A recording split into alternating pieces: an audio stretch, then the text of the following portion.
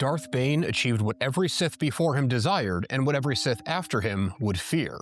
He discovered a way to survive death, but that does not mean that he lived. The order he rebuilt would endure for a millennia. He never expected that he would become its first sacrifice. This transmission covers the forbidden relic of Darth Bane, the object, the ritual, and the curse that defined the infamous Rule of Two. Long before Palpatine took control of the galaxy, before Darth Sidious orchestrated the Clone Wars, before his master Darth Plagueis obsessed with finding the key to immortality, the Sith were legion. What should have been an incredible strength turned out to be the device of their downfall. Instead of rallying against their common enemy, the Jedi, they exterminated one another in an endless bid for short-sighted personal growth. Their collective greed left nothing of their order but ashes and unfulfilled ambitions. During the New Sith Wars, Bane saw the flaws of the Brotherhood of the Darkness that he himself was a part of. He realized it was not an order of masters and apprentices bending the Force to their will, but a cult of slaves pretending to be masters. Disgusted with what he saw, he manipulated Lord Skier Khan into detonating a thought bomb during the 7th Battle of Ruusan. The thought bomb was an ancient Sith weapon created through rituals. It was designed to unleash pure, concentrated dark side Force energy. The weapon annihilated both armies, the Sith Brotherhood of Darkness and the Jedi's Army of Light. Not only did it lay waste to their mortal bodies, but it trapped fragments of the souls of every Force-sensitive being in its blast radius in an eternal prison of torment. Khan was tricked. He thought that the Sith superweapon would only affect the Jedi. Bane fled the scene, making himself the only survivor of the bloody battle. When the dust settled, the Jedi Order came to investigate. They took severe losses themselves, but they believed that the war was won and that the Sith were extinct. They were almost correct. Darth Bane was the lone survivor. He disappeared into the shadows and started his plans to rebuild the Sith Order in his own image. Bane wanted to discard the weaknesses of the old order and forge something new. This started with a simple but powerful line. Two there should be, no more, no less. One to embody the power, the other to crave it. This cold logic addressed the issue of the Sith failing because of their large number and inability to work together. The dark side prioritizes selfish gains rather than cooperation. Only through strict limitations could the Sith ensure long-term survival and strength. The Order would now be one master and one apprentice. Each generation would pass on their teachings and grow stronger over time. The master would train the apprentice would learn, grow, and become stronger, and one day challenge the master for supremacy. The weak would die, the strong would survive. This only the strong survive mentality would last for 1,000 years. We'd see it even with Palpatine and Vader. Palpatine never really planned on any of his apprentices being able to overthrow him and wasn't playing by the rules exactly.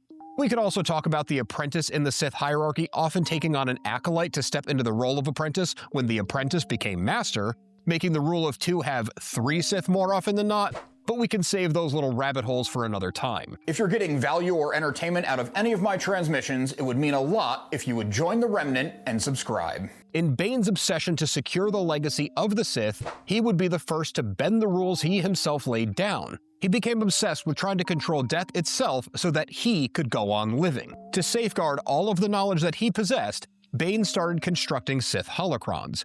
These repositories of information, power, and memories were technological achievements combined with the Force. Only someone truly powerful and determined would be able to open them. Each holocron contained Bane's voice, lessons, and even fragments of his mind. Legends say that one of these holocrons was more than a device for passing on knowledge. One had become a relic, holding a piece of Bane's actual essence. Anyone who touched it described it as a consciousness, not of their own, whispering to them inside of their own heads. They all believed it was Bane reaching out beyond the veil of death. If these legends are true, it's the first example of what would later be defined as Sith Essence Transfer, a dark power that involved moving one's consciousness into another being or even an object in some cases. Bane may have found eternity in his bid for immortality, but he certainly did not find life or freedom. For a long time, Bane's story was only part of the expanded universe, now called Legends. In this case, calling the story a legend fits very well in-universe as well as without. The tale of a 1,000-year-old Sith Lord who redefined the Sith Order and may live on in possession is something worthy of a myth or legend indeed. The final episode of the Clone Wars Season 6, titled Sacrifice, sees Jedi Master Yoda travel to the ancient Sith homeworld of Moraband. Here, he encounters what's left of Darth Bane, a massive, armor-clad specter in glowing chains of Force energy. His voice booms with rage as he tries to corrupt Yoda by offering forbidden knowledge and the promise of increased power. His attempts, of course, fail. This encounter doesn't just bring the story of Darth Bane into canon, it shows that Bane achieved a be careful what you wish for level of immortality, and he was a prisoner of the very ritual that allowed his consciousness to live on beyond his mortal form. Going back into Legends, we get a deeper understanding of how it happened. Author Drew Karpyshyn's Darth Bane Trilogy, Path of Destruction, Rule of Two, and Dynasty of Evil tell the story of Bane becoming obsessed with Sith Essence Transfer, a power first identified in the Dark Empire comics. This dark power allows a Sith to tear their consciousness from their dying body and possess another being or sometimes an inanimate object, like I mentioned before. In the case of taking another being's body, their will would overwhelm that of the target and the target would cease to exist, allowing the Sith to inhabit their new body permanently. This can be seen in Palpatine, as he goads Luke Skywalker and then later on Rey to strike him down in anger. Failing in those attempts, Palpatine used this to transfer his essence into cloned bodies, surviving beyond death. But the cloned bodies could not handle his raw power in the Force, and he was closer to the living dead than being immortal. Darth Bane had an apprentice in Darth Zana. Zana learned everything Bane had to teach her and fulfilled Bane's own ideas of the Rule of Two when she challenged her master for supremacy. The duel was impressive and fierce. Only one would be able to walk away alive. Bane attempted to transfer his essence into Zana, and the two were locked in a battle of wills.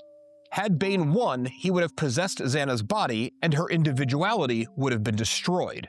It looked like it was going to work for a moment, but Zana was well learned in this technique as well and managed to repel her master's attempt. The legend does say that she picked up a telltale twitch in her left hand that Bane himself had developed later in his life.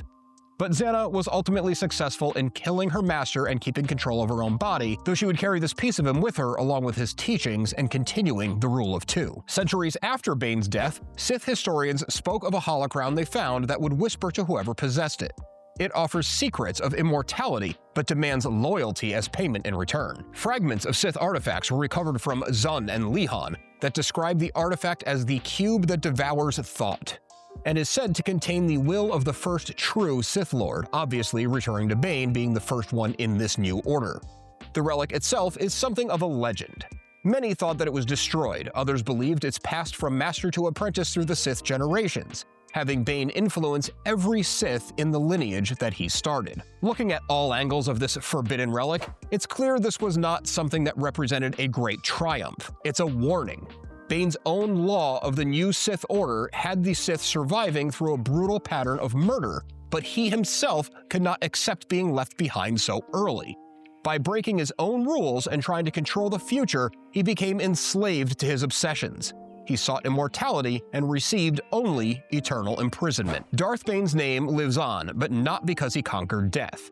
If the Sith that followed in his line, obeying his Rule of Two, more or less, could look past the promises of quick power, they may have been able to avoid some of the pitfalls that come with trying to outpace the will of the Force and what their greed could cost them. Bane redefined an order that would go on to last 1,000 years, but in doing so, he condemns himself to serve it forever. Check out this transmission next for more deep cuts Star Wars lore.